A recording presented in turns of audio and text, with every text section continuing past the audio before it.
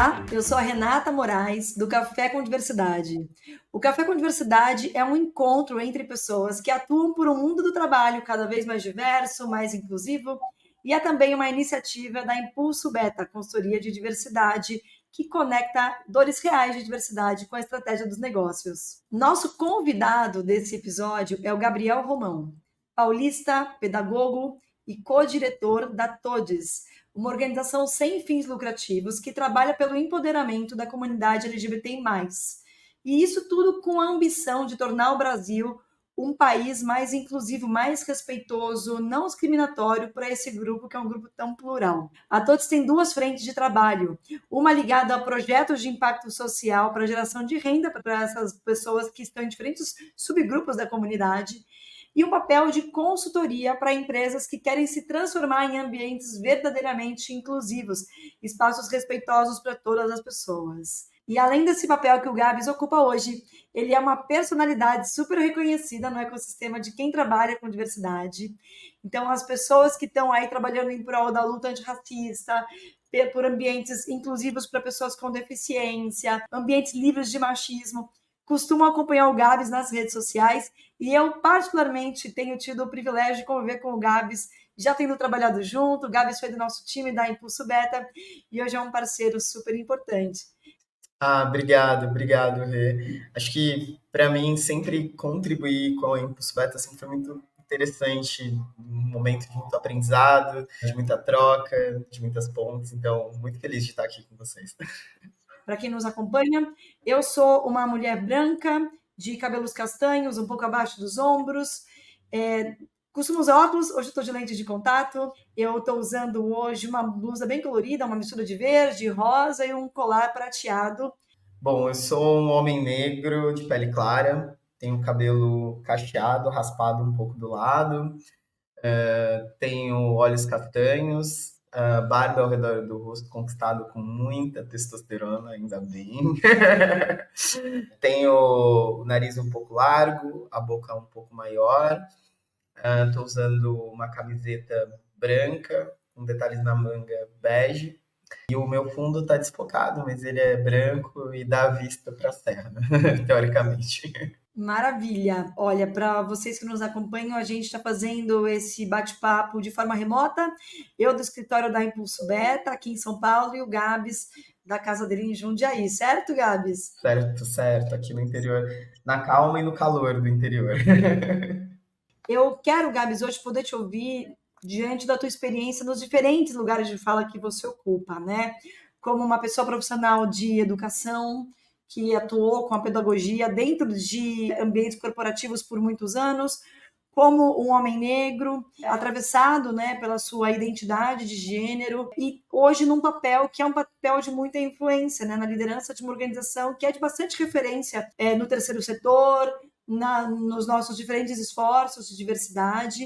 E aí eu começo te perguntando, né, você assumiu em janeiro de 2023 a co-direção da TODES ao lado do Daniel Kell, e na época eu me recordo que teve uma super repercussão. Você chegou a dar algumas entrevistas falando desse lugar, que é um lugar de prestígio, de impacto, de influência. E te pergunto de ordem bem íntima e pessoal mesmo, né? O que passou pela tua cabeça nesse momento, quando você senta nessa cadeira, que é uma cadeira, né, de liderança de organizações pouco ocupadas por pessoas negras, quase nunca ocupada por pessoas trans? Olha, foi muito complexo esse momento, assim, acho que só quem teve um pouco mais perto, assim, acabou acompanhando. A liderança era uma posição muito desejada por mim, assim. Eu tenho uma carreira de quase 12 anos, assim, mais ou menos, de dentro dos subsistemas de RH, que passou por várias empresas de vários segmentos, então, desde empresas na área educacional, empresas de tecnologia, né? E a liderança era sempre um lugar nunca alcançado. Sempre falo que a regra do jogo sempre mudava. Ou eu não estava pronto, eu não tinha o curso, eu não tinha língua, ou a vaga não existe mais. Então, sempre quando eu estava quase chegando lá, acabava. E aí eu brinco que ela veio, mas ela veio de caminhão, né? Porque em muitos momentos eu queria um cargo de coordenação, supervisor, me tornar uma alta liderança de uma empresa de uma organização, né? E acho que as pessoas às vezes pensam, ah, mas é ONG. ONG é uma empresa, a gente paga imposto, a gente paga salário, a gente tem mais de 50 pessoas abaixo da gente. Foi um susto, mas ao mesmo tempo eu tinha que aproveitar essa oportunidade, eu tinha que entender que eu estava pronto. Acho que como uma pessoa negra, eu cresci sempre com duas falas dentro de mim. Primeiro que eu tinha que ser duas vezes melhor, e segundo que será que eu estou pronto mesmo? Uma insegurança, um impostor dentro de mim, será que eu estava pronto? Acho que quando eu decido assumir esse cargo, eu me pego com muito medo, e eu acho que poucas altas lideranças deixam claro isso, que tem medo. Até vi uma alta liderança da DHL falando que quando ela assumiu a posição de CEO, ela falou: será que eu estou no lugar certo? Acho que foi um medo de entender se eu estava no lugar certo, porque você representa ali para pessoas dos mesmos recortes que o seu uma esperança, uma vontade, uma oportunidade. Então é uma sensação de que você não pode errar. É uma sensação de que se você errar, você está destruindo com o esforço de uma comunidade passada dos meus ancestrais que lutaram para abrirem portas para que eu estivesse ali e atuais de pessoas que estão se esforçando para estarem nesse espaço. Então, é um medo de errar muito grande. Acho que, por outro lado, ouvir determinados que eu sou socio porque eu sou trans e é uma ONG, como se a ONG não fosse diminuindo a minha conquista, e aí você tem que entender que a conquista é sua, que só você sabe da sua jornada, e que tem muita gente que lutou para estar ali com você, que isso é individual da pessoa, e a pessoa pode pensar o que ela quiser, as pessoas podem pensar, mas que de fato você está ali porque você merece. E acho que, em último lugar, é um lugar de muita solidão, né? Porque boa parte das pessoas altas lideranças que eu conheço, elas não possuem os mesmos recortes que os meus. Assim, eu tenho a sorte de ter um grupo de altas lideranças negras que me apoiou muito, e de altas lideranças brancas mesmo, cisgêneras, que também serviram como mentores, como você, né? Mas, de fato, é um lugar solitário, né? Com qual outra alta liderança negra e trans eu posso trocar sobre aquilo que eu estou sentindo, aquilo que eu estou vivendo, aquilo que eu estou refletindo? Acho que isso eu acabo levando só para terapia. Então, acho que são três vieses, assim. E esses três são muito pesados, a ponto de, por muito tempo, eu não consegui comemorar essa conquista. Acho que agora, depois de um ano, eu começo a sentir, nossa, que conquista, que legal, que bom.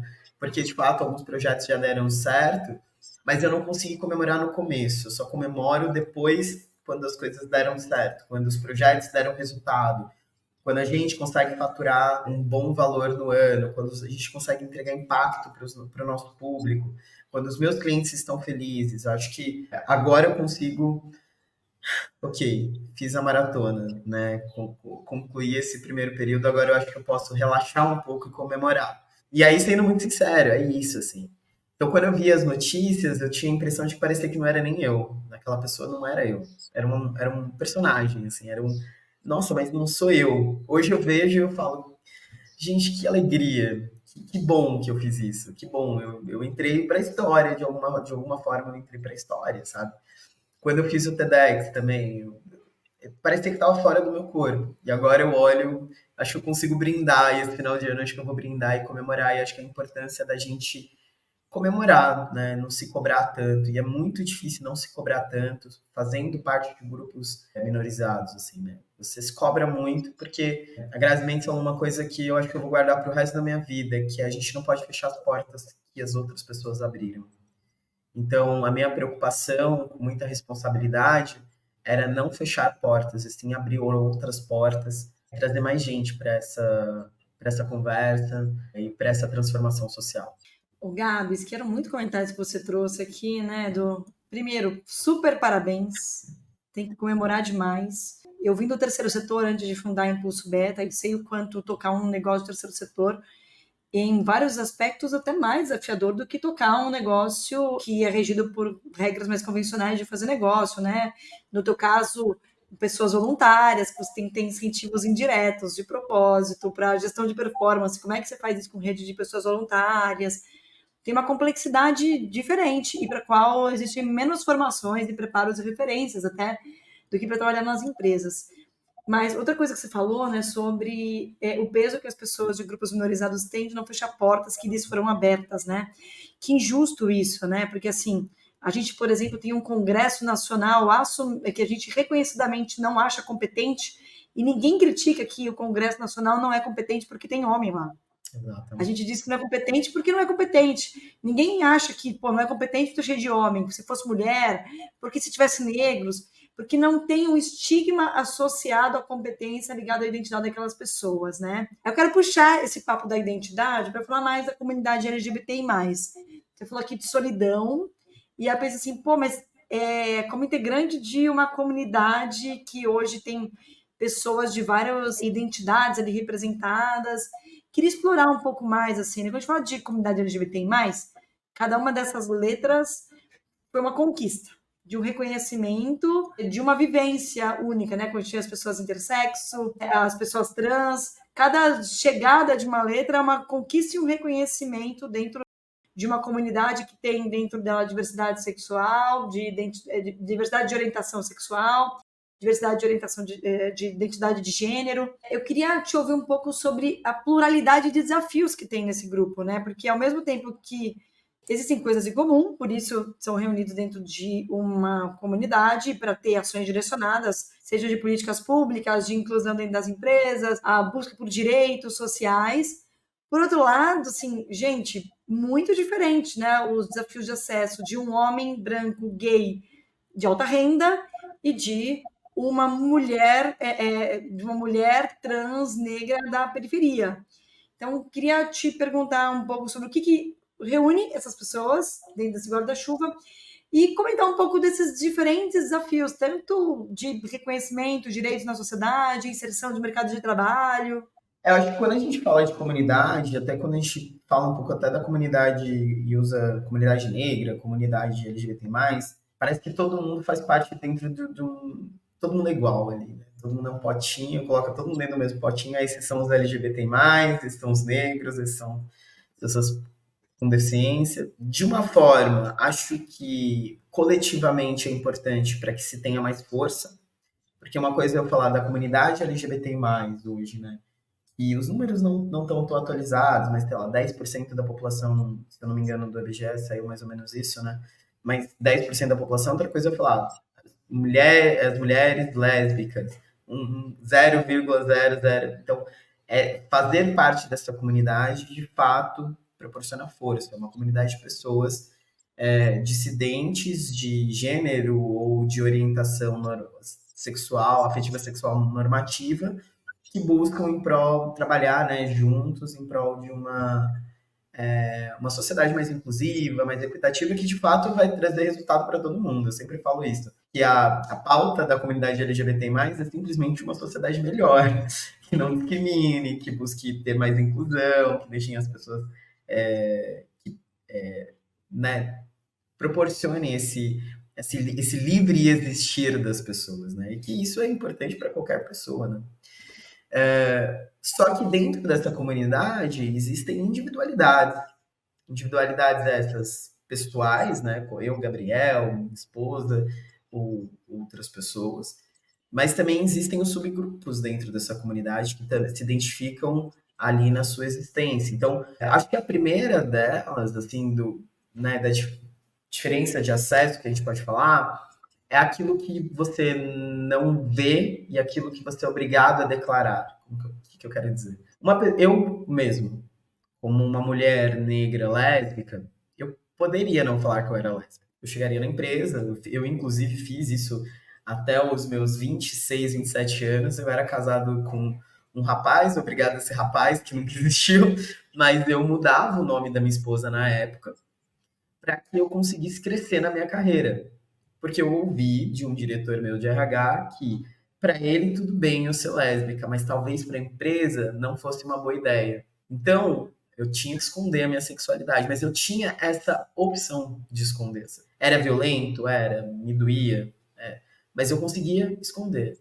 Como que eu tenho até uma passabilidade sendo pessoa trans, mas tem pessoas trans que não têm essa passabilidade, que é você não. O que que é passabilidade, né? Eu chego no ambiente, não rapidamente as pessoas reconhecem que eu sou um homem trans. Muitas vezes elas nem reconhecem. Então, eu passo uma cisgeneridade, que é, parece que eu não sou trans, que eu nasci biologicamente homem, mesmo sendo uma pessoa trans masculina. E uma mulher trans, negra, sem essa passabilidade. Um homem trans que não fez a hormonização, que é isso, né? Que dá as barbas, as características masculinas. Essa pessoa não pode esconder quem ela é. E ao não esconder quem ela é, ela sofre todas as consequências de uma sociedade gênera, normativa, né, e assim por diante. Assim como raça, você não esconde que você é negro. Você chega num lugar, as pessoas reconhecem prontamente que você é negro, você não pode esconder isso. E aí você sofre os efeitos de uma sociedade estruturalmente racista. Então, acho que dentro dessa comunidade, nós precisamos nos provocar que, a partir das minhas individualidades, quais são os acessos e os privilégios que eu tenho. Talvez não sejam privilégios, né? Sejam quais os pequenos acessos que eu tenho, que são diferentes dos outros dentro dessa comunidade. Então, eu, Gabriel, me faço essa pergunta frequentemente. Por exemplo, eu chego num lugar, as pessoas não percebem que eu sou trans, mas eu tô com amigas minhas trans. Então, eu ocupo aquele lugar diferente, eu ocupo aquele lugar de forma que eu recebo menos violência do que elas. O que, que eu posso fazer? E aí são pequenas coisas, né, que vão mudar a vida. Eu acompanho até o táxi, eu coloco no táxi, eu tô sempre junto. Quando vai no banheiro, eu também vou no banheiro e fico ali perto.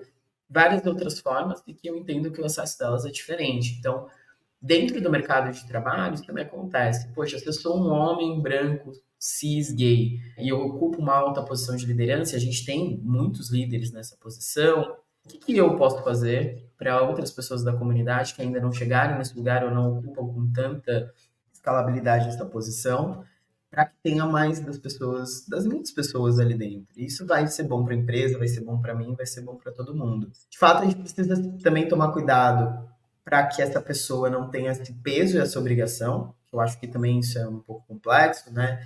Ah, você tem que fazer, você tem que fazer. Não, você tem que ter intencionalidade de fazer. Mas também não colocar esse peso também, porque eu acho que também precisa lembrar que essa pessoa também faz parte de uma comunidade, essa pessoa também sofre homofobia ou outras vivências, mas se provocar nesse lugar de privilégio, né? Porque não de pessoa, porque a pessoa dentro da comunidade, ela não é uma pessoa aliada, aquela luta não é como se fosse distante dela. E muitas vezes eu acho que a gente até tenta ignorar.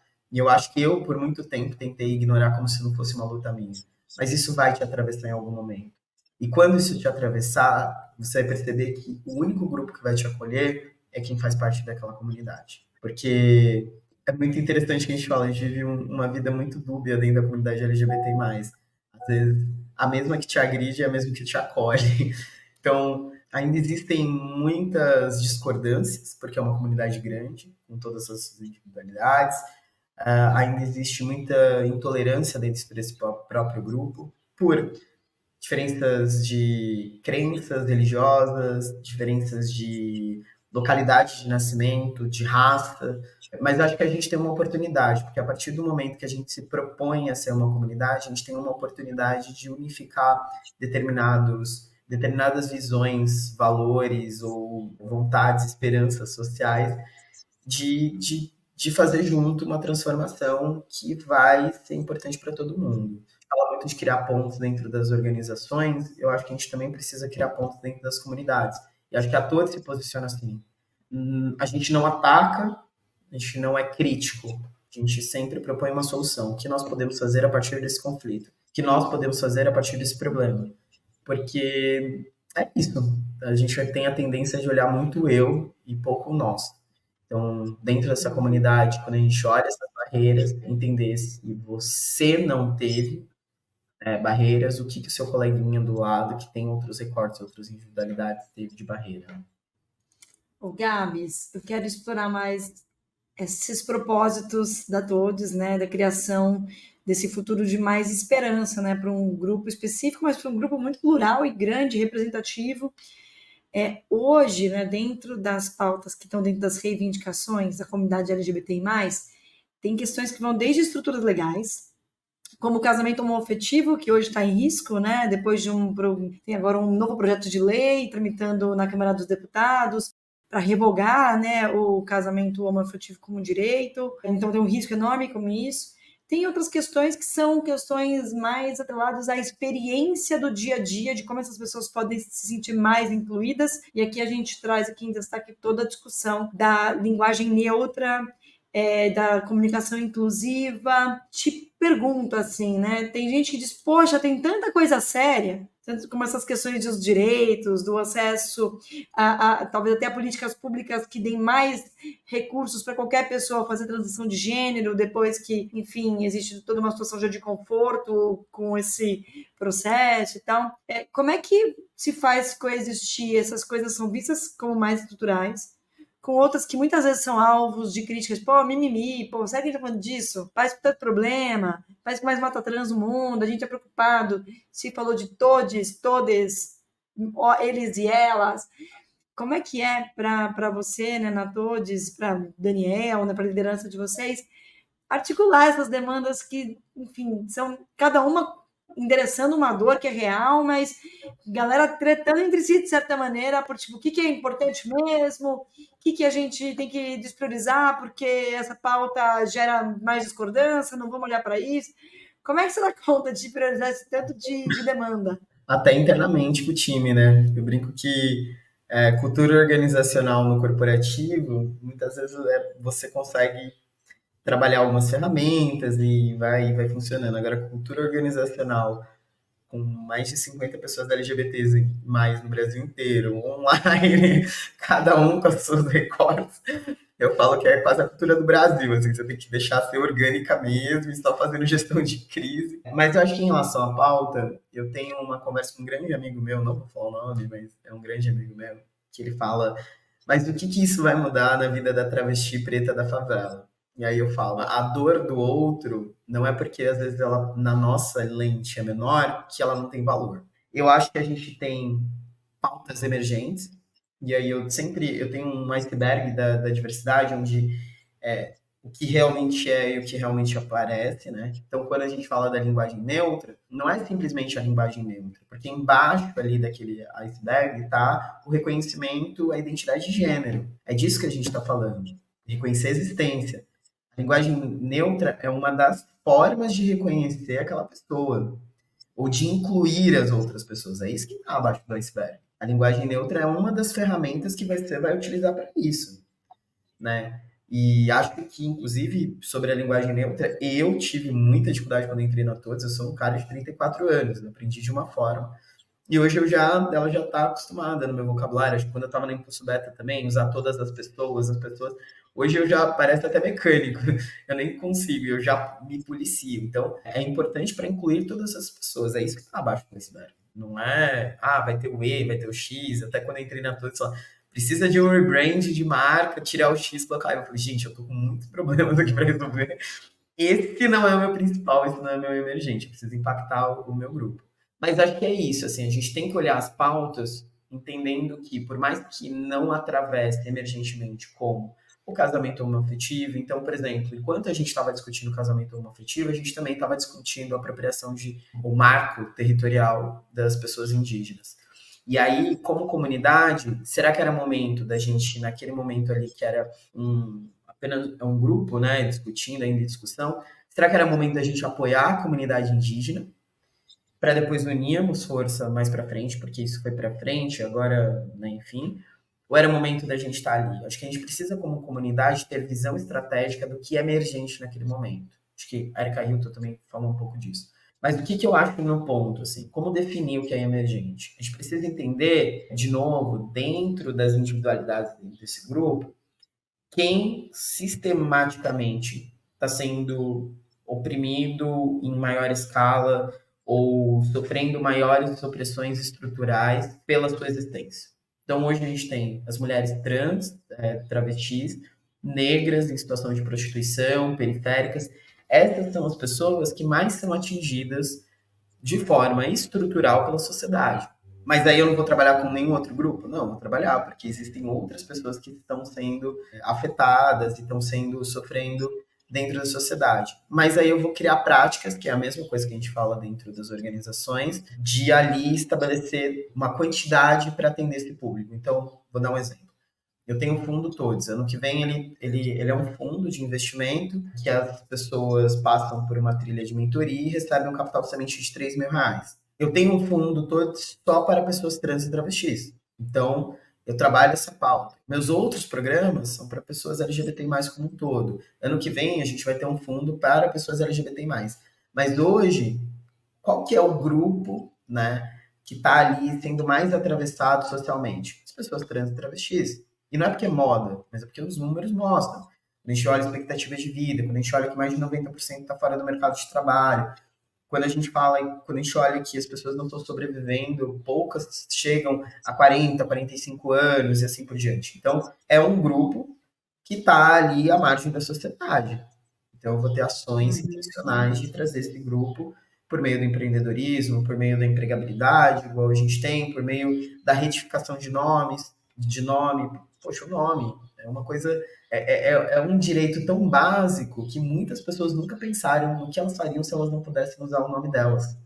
Né? E aí, de novo, entender o seu privilégio individual perante a toda uma sociedade e outros determinados grupos. Você pode usar o seu nome? Você consegue ir num lugar e usar o banheiro? Banheiro, eu nunca tinha pensado nisso. Comecei minha transição há 2 anos e meio. E eu nunca tinha pensado nisso, que ir no banheiro é um direito de todo mundo, mas que nem todo mundo tem. Hoje eu passo mais de 8 horas assim no banheiro, porque não é um lugar seguro. Então, qual a pauta mais emergente? Então, eu vou colocar esforços, intencionalidade e ações afirmativas para aquele grupo, mas sem deixar de olhar um outro grupo. Então, pô, esse grupo aqui eu posso fazer uma cartilha informativa, esse grupo aqui eu posso investir em pesquisa, porque a gente tem uma área de pesquisa. Poxa, esse grupo aqui, eu acho que a gente pode trabalhar dentro das empresas, essa pauta dentro das empresas, ao invés da sociedade. E a gente vai trabalhando dessa forma, entendendo o que está em cima do iceberg e a gente está tratando abaixo do iceberg. Hoje eu sinto que dentro da comunidade LGBTI+, alguns grupos estão realmente subrepresentados na subrepresentação, digamos assim. Então, um pouco, quando a gente fala de pessoas com deficiência, LGBTI+, então tem o PCD do Vale que trabalha exatamente com essa pauta. Quando a gente fala de pessoas negras, então, eu tenho pessoas LGBTI+, na minha empresa, mas quantas delas são negras? E é muita coisa, Gabriel, aí é muito difícil, não é difícil. As pessoas estão aí, elas estão preparadas, só tem sensibilidade, um olhar um pouco mais sensível para a pauta, ou estratégico. Pessoas trans, assim por diante, pessoas intersexo, que são pessoas que você não vai olhar na rua e falar, intersexo, pessoa intersexo, essa aqui é intersexo. Não. São pessoas que estão aí lutando pelo direito básico de decidir o seu gênero depois do nascimento, né? E não ser brutalmente mutiladas ao nascer. Então, entender essa emergência da pauta é olhar de forma muito estratégia para aqueles que estão sendo, e aí, desculpa perder uma palavra, mas massacrados pela sociedade. É tentar dar um pouco de ar para aquelas pessoas que estão ali embaixo. E acho que dentro das empresas também tem que ter esse olhar crítico, né? Acho que elas começam a fazer esse movimento já. Quando colocam algumas vagas para pessoas trans, travestis, colocam vagas para pessoas negras e assim por diante. Ô, Gabs, falando do desafio, né, de inclusão LGBTI+, dentro das empresas, uma coisa que eu, como consultora em nome da Impulso Beta, ouço com muita frequência é que os avanços dessa pauta, eles muitas vezes vão de frente com a prerrogativa da diversidade religiosa. A gente tem, acho que nos últimos anos, visto muitas conquistas de algumas denominações religiosas se tornando mais inclusivas, né? Tem algumas falas muito simbólicas que o Papa Francisco, em nome da Igreja Católica, fez nos últimos anos, né? Por exemplo, de tempos em tempos, ele fala sobre educação dos filhos, criação dos filhos, em vários desses momentos, né, que são momentos formais em que ele repetidamente fala de criação dos filhos, ele convidou pais e mães a não recriminarem filhos de uma diferente orientação sexual, a não se esconderem atrás de uma postura julgadora e sim a acolherem seus filhos. Isso seria, de fato, a verdadeira postura cristã. Mas, enfim, pessoas de diferentes visões religiosas, pessoas católicas mesmo, de diferentes denominações evangélicas, imagino que de outras igrejas, trazem como prerrogativa um olhar culpabilizador, quase, de pecado de subversão de uma diversidade, seja de orientação sexual, seja de identidade de gênero. tem todas essas falas hoje atreladas a um conservadorismo político e moral no Brasil, né? Tal da ditadura gaysista, vamos fazer a cura gay, ideologia de gênero, tá acabando com as famílias. Muitos esforços de inclusão de política pública e também dentro das empresas esbarram em visões religiosas. Que discussões vocês têm na Todes e até no teu ecossistema e tal, de como lidar com um direito de exercer a fé, mas como fazer isso no limite que não trava o direito de exercer a identidade, né? E a existência, o reconhecimento da sua dignidade como ser humano e tal. E pergunto porque a gente ouve muitos relatos de pessoas trans, especialmente, mas de pessoas LGBTI de forma geral, de interpretações religiosas estarem ligadas a situações de não reconhecimento, não pertencimento, não aceitação pela família. Como é que está esse debate hoje? Olha, acho que é muito interessante que quando a gente pensa em religião, e eu fiz alguns semestres de teologia, a faculdade que eu fiz, há pouco tempo, tem teologia na carga horária básica, né? Então eu fiz 3 semestres lá, tipo, 3 módulos. E foi muito interessante que eu tive um professor que ele era um pastor, da Igreja Batista, se não me engano, um professor que era da Igreja Evangélica e um professor que ele era padre, que inclusive está na Itália, que estuda fenômenos religiosos, assim, né? Então, e eles falavam de todas as religiões. E todos eles pautavam tudo em uma palavra: respeito. Respeito. Acho que a religião, de fato, eu sou de uma religião de matriz africana, e mesmo na religião de matriz africana, a gente ouve muitos casos de transfobia, de homofobia, então acho que também não é algo isolado, principalmente da religião do cristianismo, né? E assim por diante. Mas uma coisa que a gente tem falado muito é o respeito, né? Então, um exemplo prático que eu abro para vocês, minha sogra é extremamente católica. Ela acorda 5 horas da manhã para assistir a missa lá que passa na Nossa Senhora. À tarde ela assiste a missa de novo. Às vezes, se bobear à noite, ela assiste a missa de novo. E ela me respeita desde o momento em que eu comecei minha transição de gênero. Tem as crenças dela, eu tenho certeza disso. Mas em nenhum momento a individualidade das crenças dela atravessa a minha existência. Acho que quando a gente vai para uma discussão coletiva, a gente precisa entender que o Estado é laico, né? O Estado é laico. E acho que mesmo que algumas empresas, né, sejam atravessadas pela religião, a gente cria uma cultura da inclusão de respeito a essas existências individuais, porque muitas coisas podem ter comum. Por exemplo, eu acredito em Deus, eu acredito na fé, eu acredito, a gente tem mais coisas em comum do que diferentes. Então, ter esse olhar para o comum ao invés do diferente é importante. Quando a gente olha, né, religiões que querem fazer terapia de conversão, inclusive terapia de conversão, essa discussão se ampliou muito depois do falecimento da Carol Weller, e pode ser considerada inclusive como tortura, né? Então, que ponto eu prometo que essa pessoa vai conseguir deixar de ser quem ela é? A qual custo emocional e existencial eu vou fazer isso? E que em muitos momentos a pessoa quer isso. Porque dizer que eu acordei um dia e falei assim, nossa, na época, né? Quero ser lésbica, desejo. Não, não queria. Eu queria existir, eu queria só namorar, eu queria andar de mãos dadas, eu queria casar, eu queria ter. Era isso, só isso que eu queria. Eu não queria que toda a minha existência fosse por meio de luta, por meio de dor, por meio de sofrimento, por meio de me esconder, né? E ao mesmo tempo, quando eu aceitei, eu demorei 30 anos para me aceitar como pessoa trans. Por quê? Dentro desse conceito religioso, que por mais que eu não fosse católico, eu também tinha medo. Eu também tinha culpa. Eu tinha medo do agora, de não ter emprego, eu tinha medo do depois que eu morresse, assim. Então, esse medo, ele te leva para situações onde você não quer mais viver, como aconteceu comigo aos 30 anos. E quantas outras pessoas acabam não também, que são muito mais envolvidas com a religião, acabam entendendo que esse é o único caminho, porque ela sente culpa de ser quem ela sente culpa por uma coisa que está dentro dela e é a existência dela, ela sente medo, ela sofre violência.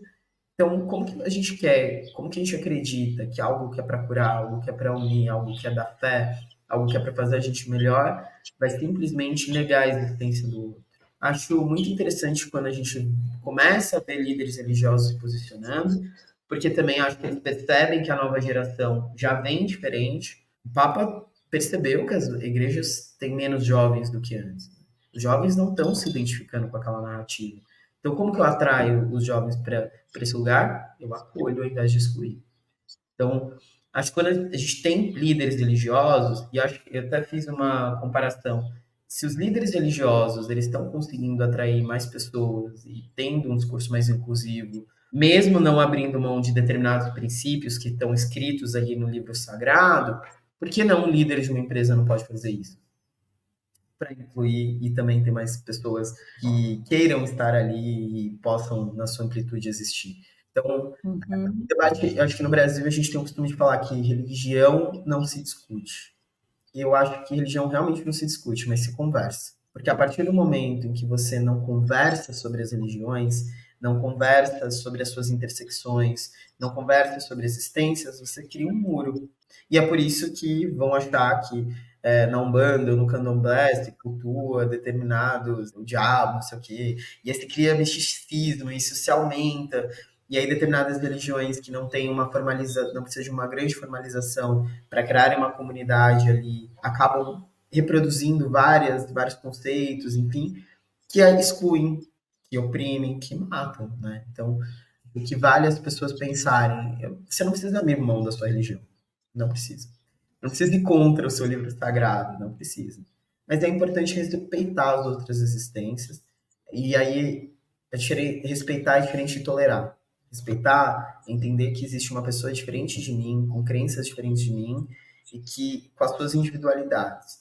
Tolerar o tempo todo eu negar a existência daquela pessoa.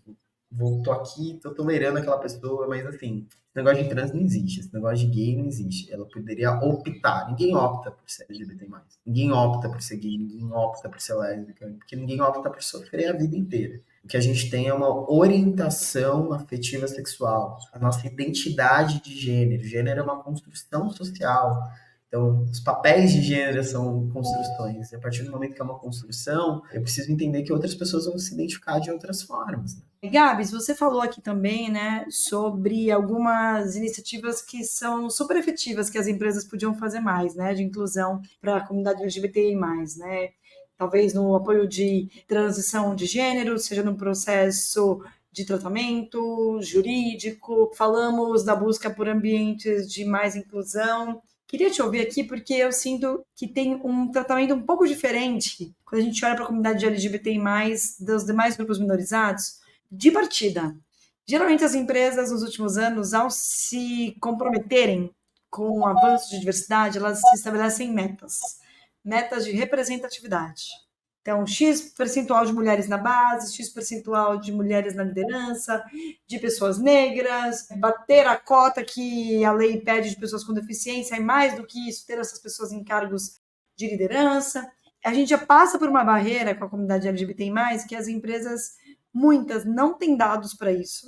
Então, não sei dizer quantas pessoas, porque se a empresa faz um censo demográfico, né, que é um serviço que a gente no Impulso Beta faz, o mercado de diversidade, algumas empresas fazem, isso é levantado, mas prévio a isso, tem os dados de cadastro, né? Muitas empresas têm dados de cadastro de gênero e raça, agora que o governo pede, mas ninguém tem dados de cadastro de identidade de gênero, de orientação sexual. Aí já fica mais difícil saber, né? Tipo, as pessoas assim, se aqui tem muita pessoa LGBT, aí começa a pensar, né? João lá do almoxarifado, ele tem um jeito. Fulano, começa assim, negócio de estigma, de rótulo, mas não uma prática mais profissional de identificação. Então já temos esse gargalo. E aí, o que eu tenho ouvido muitas empresas falar é assim, eu não vou ter uma meta de ter mais pessoas desse grupo, mas eu vou ter uma meta de que todo mundo desse grupo se sinta respeitado, incluído e tal. Na prática, trabalho que vocês vêm fazendo com várias empresas, desde o tempo que você trabalhava anos atrás, com treinamentos de diversidade, tua passagem por Impulso Beta, o que você vê que são ações efetivas que estão sendo aplicadas e que mudam a vida das pessoas dentro das empresas? Acho que muito interessante que esse movimento, até de falta de dados, ele vem muito de um lugar cultural, aí, principalmente, e não só do Brasil como mundial, que é sexualidade não se fala. O que a pessoa faz da porta para frente ou dentro do quarto, eu não preciso saber. E aí, quando a gente começa a ter a ocupação, a identidade de gênero sendo discutida dentro das empresas, já não é mais só sexualidade, é de identidade de gênero, que sempre existiu, mas muita gente, assim como eu, ou negava, ou escondia, ou assim por diante. Acho que vem nesse lugar, disso eu não quero saber. De outro lugar vem a privacidade, isso é privado da pessoa, a pessoa não precisa falar para mim. Então, essa falta de dados, de fato, faz com que a gente muitas vezes não tenha, sem números, a gente não tem noção de cenário, e a gente não consegue definir para onde a gente quer chegar. Então, muitas vezes a gente não consegue definir para onde a gente quer chegar e fica um pouco difícil saber que caminho trilhar, né? Acho que o que eu vejo hoje das empresas, assim, desde a época que eu trabalhava na área de treinamento e desenvolvimento, ou cultura das empresas, onde a gente falava de cultura inclusiva, de liderança inclusiva e assim por diante, é que práticas que olhem para a comunidade LGBTI+, são práticas que de fato vão acabar atravessando vários outros subgrupos, né? Então, quando eu falo de vieses inconscientes, eu falo de pessoas LGBTI+, mas eu falo também de pessoas negras, de pessoas com deficiência e assim por diante. Quando eu proponho ter ali ações afirmativas, eu incluo as pessoas LGBTI+, que eu acho que é isso que é importante nesse momento, a gente ter ações afirmativas para ter pessoas LGBTI+. E aí, de novo, não só os homens, brancos, cis, gays, não que eles não tenham que estar nesse lugar, eles precisam estar nesse lugar, mas também outros recortes, eu começo a ter ali uma diversidade maior ocupando outros espaços. E acho que principalmente representatividade dentro de cargos de liderança. Acho que, para mim, esse é o grande. Se a empresa realmente está indo em direção à inclusão de pessoas LGBT+, ela vai ter representatividade em cargos de liderança. E acho que isso para todos os outros grupos minorizados. Né? Eu vou ter ali pessoas negras em cargos de liderança, eu vou ter pessoas trans em cargos de liderança, eu vou ter pessoas, mulheres, lésbicas em cargos de liderança.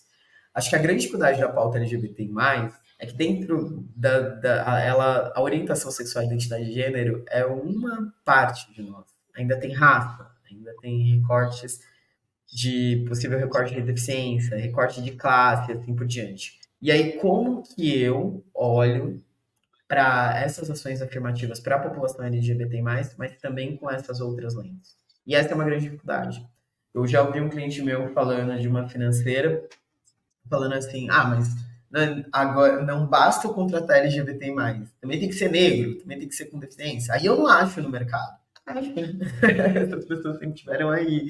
Eu sempre tive aí. Será que com meus 34 anos eu nunca estive pronto para estar numa posição de liderança? Em todas as empresas que eu passei, e não estou dizendo que todas eram, não, teve muitas coisas pelo caminho, mas em todos os cargos que eu me candidatei, todas as empresas que eu passei e assim por diante, ou outros amigos mesmo, que são pessoas com deficiência, que hoje estão decolando aí com startups de diversidade, será que eles nunca tiveram aptos a ocupar esse lugar? Essas pessoas nunca tiveram aptos?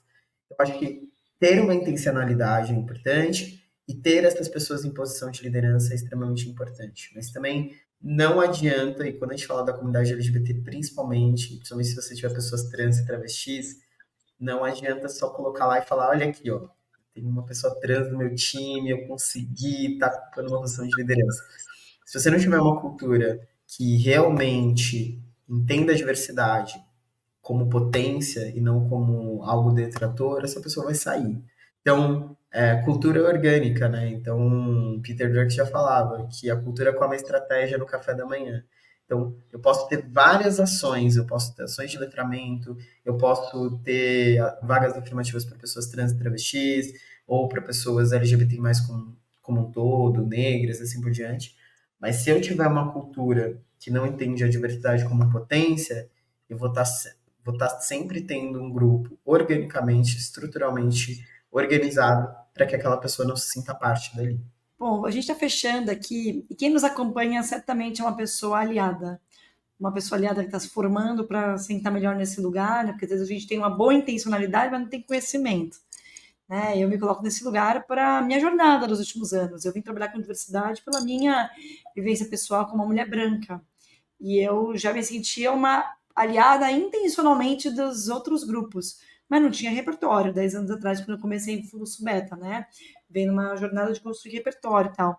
Considerando que a gente está indo aqui, né, para um novo ciclo, 2024, e olhando as tuas zonas de maior expertise pelas tuas próprias vivências, né, a questão de raça, dos desafios de ser uma pessoa trans e dentro dessa comunidade mais ampla, quais são temas para estar atento em 2024? Quem está nessa jornada de aprender mais, trabalhar numa empresa, eu quero ser aliado, o que eu devia estar olhando? Quais são as dores que estão neste momento afetando essas pessoas, né? Pessoas negras, LGBTI+, que eu como pessoa branca, eu como pessoa cis, posso estar atento até para exercer um papel de aliado de forma mais efetiva. Legal. Esses dias eu ouvi numa palestra, eu participei de uma mesa, acho que foi a Viviane Elias que falou. Ela falou assim, que ela não gostava muito dessa palavra. A palavra aliado tem me incomodado também. E ela falou assim, eu acho que as pessoas não deveriam se ver como aliadas, e sim como sponsors. Como sponsor mesmo, eu acho que eu não consigo pensar numa tradução, patrocinadoras. Porque quando a gente pensa em aliado, a gente está falando de pessoas que lutam uma causa que não é delas. O que a gente precisa é de pessoas que entendam essa causa como delas. Porque a partir do momento em que a gente começa a olhar para a sociedade de forma mais inclusiva, a incluir as pessoas, a acolher a diversidade, a respeitar as diversidades, a gente está construindo uma sociedade melhor para as próximas gerações. Então, essa luta é de todo mundo, assim, não é uma luta da comunidade LGBT+, da comunidade negra, das pessoas com deficiência. A gente está construindo junto uma sociedade melhor, assim. E as pessoas automaticamente se tornam pessoas melhores. Acho que os temas do próximo ano, se eu fosse, se eu fosse chutar, assim, acho que a identidade de gênero continua sendo um tema muito latente para os próximos anos. A gente vê uma nova geração desconstruindo, né, pegando um murinho ali cheio de tijolos e tirando os tijolos sem dor, assim, né, desconstruindo muitas coisas que a sociedade construiu nos últimos anos. Então, identidade de gênero eu acho que vai ser um tema latente, porque a juventude vem nos provocando quanto à normatividade que a gente construiu.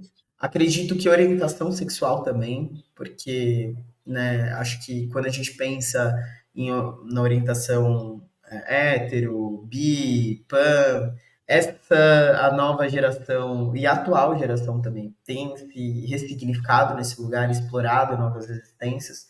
Então, para quem fala, mas LGBT+ é grande, olha, eu acho que vai vir muita coisa por aí, né, dentro dessa sigla. Por exemplo, a Meta já tem 46 nos Estados Unidos, 46, não sei quantos gêneros para você se identificar na hora de se cadastrar. Então, vem coisa, muita coisa por aí.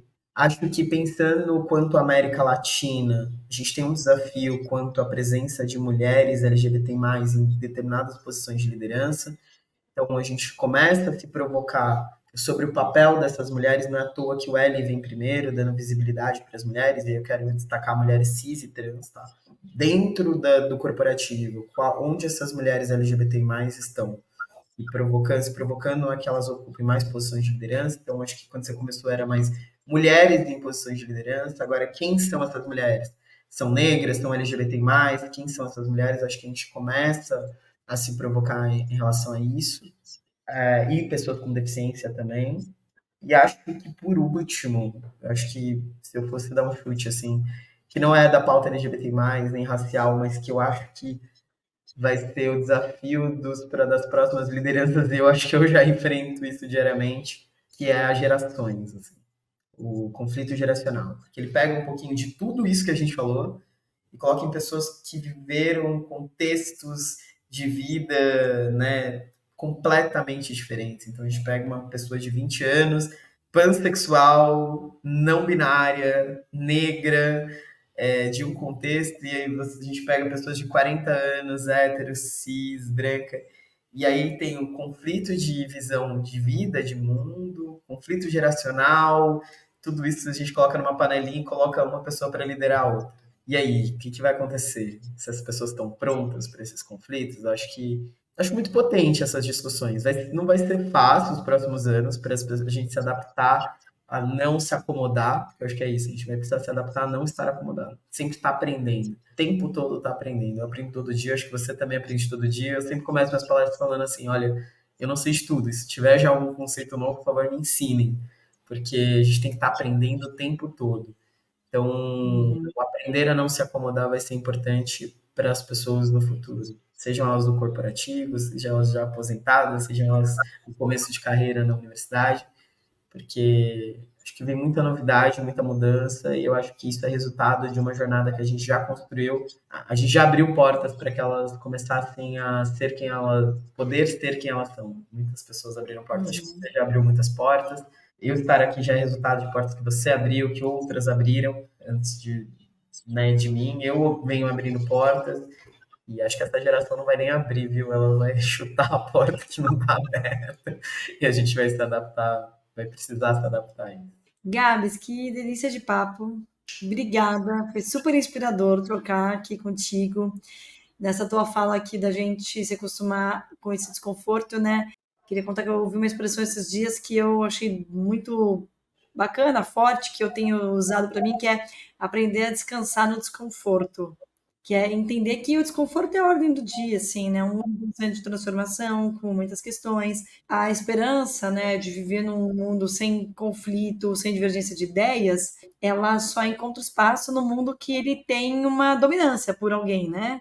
Porque o desconforto ele sempre existiu para a maior parte da população. O ponto é que agora, quando a gente permite a manifestação dessas pluralidades, quem estava em espaços de privilégio, de dominância, de normatividade, né, quando a gente está falando aqui de gênero, identidade, orientação sexual e tal, a gente usa essa palavra, né, são pessoas que tinham a ilusão de um conforto, né, porque a sua vivência era a vivência esperada, comum e tal. E como é que agora eu estou lado a lado, trabalhando, convivendo, fazendo festa, filhos estudando, com pessoas que têm vivências tão diferentes, né? Acho que o convite aqui que eu entendo de tudo que você está trazendo é para a gente se preparar para anos cada vez mais desconfortáveis.